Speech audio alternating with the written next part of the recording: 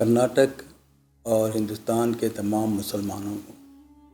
عید الاضحیٰ کی مبارکباد پیش کرتا ہوں۔ اللہ سے دعا گو ہوں کہ اللہ تعالیٰ اس عید صحیح سلامت گزرے اور اللہ تعالیٰ ملک میں ایک اچھا ماحول سازگار بنے، اس کے لیے ہم دعا کرنا ہے عید کے موقع پر۔ اور جو ملک میں حالات ناگزیر گزر رہے ہیں، ان سے جو بھی اس کے ذمہ دار ہیں ان کو صحیح ہدایت دے اور ملک میں امن اور شانتی رہے، آپس میں بھائی چارگی رہے اور ملک ترقی کرے، اور ملک کی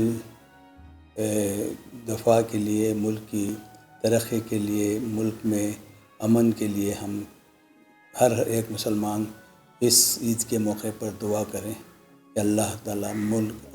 ہمارے ہندوستان کو جو بھی مشکلات اور خاص کر مسلمان جو حالات سے گزر رہے ہیں ان کے مشکلات